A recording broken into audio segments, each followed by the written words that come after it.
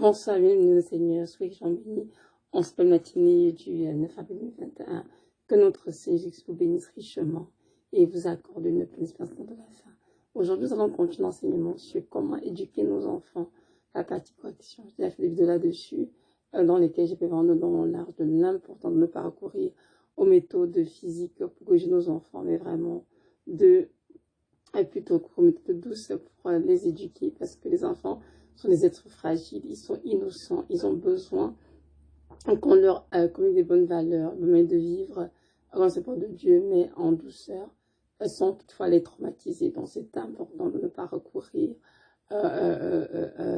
au fouet, à la maltraitance pour éduquer un enfant. C'est très important parce que c'est à cause dans la vie des traumatismes et les empêche vraiment de connecter à leur destinée. Aujourd'hui, je vais terminer l'enseignement de la troisième vidéo dans laquelle je vais parler vraiment des parents au niveau de l'humilité. Oui, je sais qu'il y a beaucoup de parents, surtout africains, qui ont cette tendance à vouloir toujours, comment dirais-je, prendre soin de nos enfants. Il y a beaucoup de dictatures, hein, parce qu'ils ont eu des familles où on les a élevés comme ça aussi, dans la dictature, et où les parents sont tout, l'enfant n'est quasiment rien, l'enfant est quasiment esclave. Et j'aimerais vraiment vous dire dans cette vidéo que cette façon de faire ne vient pas de Dieu aucunement, cette façon de faire vraiment est vraiment l'œuvre de l'ennemi. Et nous devons comprendre qu'en Christ, nous sommes tous égaux. En Christ, il n'y a pas de roi, de reine ou de princesse. Le seul roi, le roi des rois, c'est notre Seigneur Jésus de Nazareth, et la reine messe, la Sainte Vierge Marie. Un point, c'est tout. Le reste, nous sommes tous égaux aux yeux du Seigneur. Et nous devons comprendre que notre plus grande force est dans l'humilité avec laquelle nous faisons face aussi dans nos vies. Ce n'est pas à force de paroles, à force de mots, ou à force de coups qu'on va être entendu, écouté, mais c'est vraiment dans l'humilité. Rappelons-nous que notre Seigneur qui donne la parole en Matthieu 11, 28, je suis doux et humble de cœur. Amen. Donc notre Seigneur était le roi des rois, le Tout-Puissant, celui qui a tout donné à la croix pour nous racheter. Et il a choisi la voie de l'humilité pour amener l'humanité entière à la rédemption. Alors, qui sommes-nous aujourd'hui pour venir vouloir montrer au Seigneur que nous sommes orgueilleux, arrogants? Ah, nous ne sommes rien du tout devant ses yeux. Nous ne sommes que des esclaves. Et nous devons comprendre qui s'est humilié pour nous. Et entre nous aussi nous humilier pour les plus faibles. Je sais qu'il y a beaucoup de parents qui ont de la difficulté à saisir cela parce que pour eux, ils sont sur le piédestal, les enfants sont tout en bas. Mais je voudrais vous dire que nos enfants désirent voir Christ en nous. Nos enfants désirent voir le modèle divin en nous. Et c'est donc important que nous puissions être aussi devant eux des modèles de douceur, des modèles d'humilité, des modèles d'amour, de compassion, etc. Et c'est quand nous allons faire qu'ils vont apprendre, copier de nous et aimer ce Christ que nous prêchons tous les jours. Et nous devons comprendre que l'humilité est notre plus grande dignité devant Dieu, devant les hommes. Et un cœur humble est un cœur qui est agréable au Seigneur, parce qu'au travers de ce cœur, Dieu peut faire de grandes choses, de grands miracles. J'aimerais aujourd'hui m'adresser aux parents qui ont frappé leurs enfants, qui ont violenté leurs enfants, qui ont massacré leurs enfants lorsqu'ils étaient jeunes. Parents, ce n'est pas trop tard pour vous repentir et vraiment demander au Seigneur la grâce de guérir les cœurs, de restaurer ce qui était brisé. Notre Seigneur qui était le Dieu Tout-Puissant qui guérit tous les cœurs, qui guérit toutes les maladies. Il a dit qu'il était venu pas pour ceux qui se portaient bien, mais pour ceux qui étaient malades.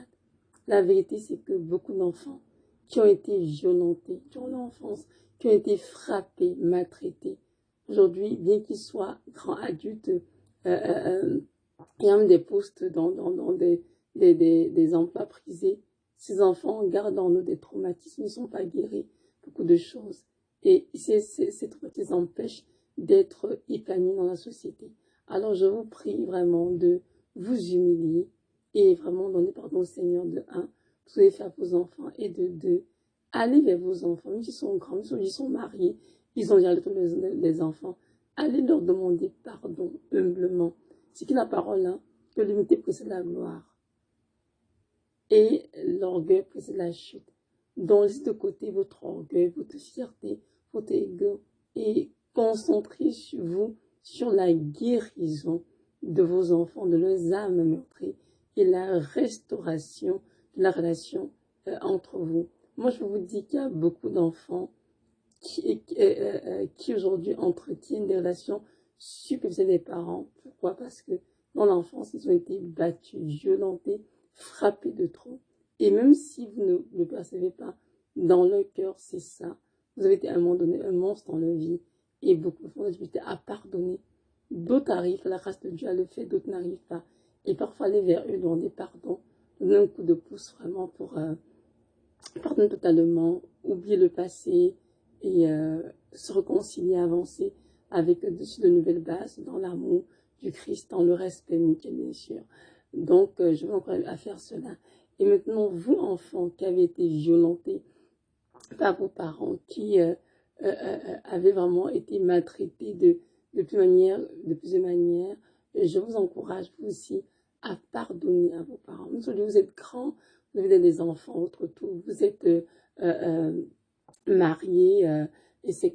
Je vous encourage vraiment à prendre un temps le Seigneur et de dire, Seigneur, donne-moi la force de pardonner mes parents, ce qu'ils ont fait. Donne-moi la force de relâcher, car je ne veux rien dans mon cœur. Vous savez, le manque de pardon ne nous donne rien, à part le ressentiment, l'amertume, qui sont évidemment des poisons hein, pour nos âmes. Donc c'est important, mes frères et sœurs, de pardonner. Vos parents ont fait cela parce que à l'époque, c'était peut-être la seule méthode qu'ils avaient pour vous redresser, vous corriger, mais c'était ignorant. Aujourd'hui, que nous sommes en Christ, on ne peut pas passer notre temps à questionner ce qu'ils ont fait dans le passé, mais on peut simplement pardonner. On peut pardonner, oublier et avancer. Je vous encourage de ne pas laisser ce qui vous a été fait dans le passé vous détruire, mais au contraire, utilisez cela comme une expérience qui vous a donné la grâce de grandir, d'apprendre d'autres choses, de comprendre que dans la vie, nous devons surtout pas frapper nos enfants à notre tour et aussi apprendre à respecter les hommes les plus petits. Excusez-moi pour cet arrêt, s'il vous plaît. Parce que notre Seigneur est le Dieu de la famille et c'est un Dieu de réconciliation. Et lorsqu'il vit dans une famille, il vient juste apporter la paix, la guérison, la réconciliation. Parce que nous sommes déjà en passant, ce qu'est la parole, des ambassadeurs de la réconciliation. Amen. Nous veillons à cela et vraiment prendre nos parents et ne surtout pas reproduire ce qu'ils ont fait lorsqu'ils nous ont éduqués, mais de vraiment mettre de côté toutes ces méthodes de correction physique abusives qui ont détruit beaucoup d'enfants. Donc voilà, c'est ça. Et j'aimerais aussi que nous sachions que notre Dieu est toujours là pour nous aider, pour nous écouter hein, et vraiment pour nous montrer les choses les plus cachées de nos vies. Il y a beaucoup d'entre vous aujourd'hui qui avaient des vies un peu comme des vies qui tournent en cercle. Vous avez l'impression que vous n'avez pas à percer, vous n'avez pas à accomplir quelque chose, vous avez l'impression que vous n'avez pas à atteindre votre plein potentiel. Ça peut être dû justement parce que vous gardez en vous un traumatisme qui est né depuis la fois que vous avez été battu par vos parents ou violenté. Et vous avez besoin d'être guéri. Allez devant du Seigneur. Qui dit humblement, Père, je ne me connais pas. Tu connais mon passé mieux que moi. Je te prie de revenir dans ma vie ce qui me bloque, ce qui m'empêche d'être le fils que tu veux que je sois en toi, d'être la fille que tu veux que je sois en toi. Seigneur, je veux juste accomplir ma destinée. Je veux juste faire ta volonté, Seigneur. Je te prie de me délivrer tout ce qui me tourmente, de tout ce qui m'empêche d'avancer. Et si c'est parce que j'ai été battue le passé, Seigneur, j'ai été frappée, montre-moi tout ce traumatisme et guéris mon cœur. Restaure mon âme, amen, afin vraiment, Seigneur, que je puisse accomplir ce pour l'envoyer sur terre. C'est une prière très simple, mais dans cette prière, Dieu fera de grandes choses dans vos vies. Je vous encourage vraiment à faire cela. Je me suis adressée sur une parole pour les enfants qui étaient violentés, de ne surtout pas repousser la chose vos parents rancune. Parce que si on vous a frappé, votre tour c'est de frapper vos enfants, ce serait vraiment dommage parce que vous allez continuer de transmettre cette mauvaise racine de violenter, de violenter les enfants. Et ce sera pas bien pour votre famille. À votre niveau, dites assez c'est assez et arrêtez de violenter vos enfants. Donc, demandez pardon au Seigneur et arrêtez de les frapper. Demandez pardon aux enfants et prenez l'engagement de ne plus recommencer. Et vous aussi de l'aide auprès des frères et des sœurs dans la prière et même auprès des instances gouvernementales qui peuvent vous aider. Comment gérer votre colère si la colère vous dérange beaucoup. Il y a beaucoup d'outils, mes frères et sœurs, pour vous aider et notre Seigneur saura vous diriger vers les personnes ou les ressources nécessaires pour vous aider à vous en sortir. Mais comprenons tous dans cette vidéo que frapper un enfant pour le punir, le maltraiter auprès de nourriture ou bien toute autre méthode ne sont pas des méthodes acceptables pour des parents, surtout des parents chrétiens. Nous qui avons connu Christ, son amour, sa compassion, sa douceur, son humilité, non, c'est inacceptable. Que l'on demande de le faire parce que ils sont dans l'obscurité, on peut comprendre. Mais nous qui sommes en Christ, qui sommes éclairés, il est inacceptable que nous laissions ces méthodes être utilisées dans nos maisons. Non, c'est non. Nous venons dans un cadre familial où règne vraiment beaucoup d'amour, beaucoup de paix, de compassion, beaucoup de patience. Bien sûr, parce que il faut être très patient envers les enfants. Si vous répétez, même 5000 fois la même chose pour qu'ils puissent comprendre.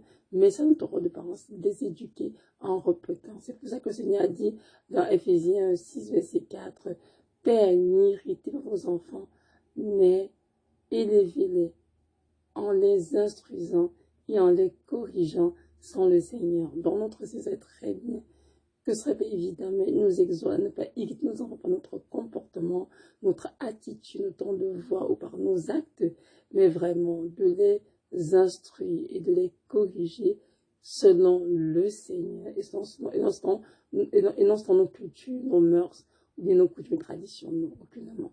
Donc, je vous encourage vraiment à prier et notre Dieu sera vous guider parce que tout se fait dans la prière, avec le Seigneur, pour le Seigneur et par le Seigneur. Donc, on peut tuer les enfants de nous-mêmes par nos propres forces, c'est impossible. Moi, je crois, moi, je suis maman, moi qui vous parle, et je crois, pour être honnête, qu'éduquer les enfants, c'est avec une notion, c'est vrai, c'est avec une notion vitale, une notion parentale. Et franchement, ce n'est pas évident.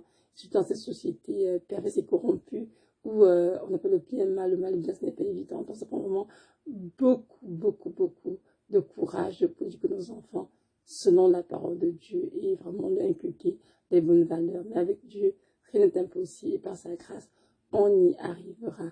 Notre Seigneur qui revient bientôt, mes frères et sœurs. Et c'est le temps pour nous de nous concentrer devant nos enfants et c'est tomber tout ce qui est mondain qui nous accapare et de leur donner du temps dont ils ont besoin. Passer avec eux, lire avec eux, regarder une émission de télévision avec eux, aller au parc avec eux. Bref, les enfants, c'est important. Car c'est ainsi qu'on va renforcer la relation avec eux et vraiment les aider à comprendre qu'on sera tout là pour eux et qu'ils nous fait confiance en toute quiétude, peu importe ce qui se passe dans leur vie, de vraiment venir vers nous. Nos enfants sont des êtres magnifiques. Ils sont beaux et Dieu nous a confié prendre soin d'eux et les aider aussi à marcher sur le chemin de la vie avant de terminer le course au paradis. Donc, soyons-en bien conscients.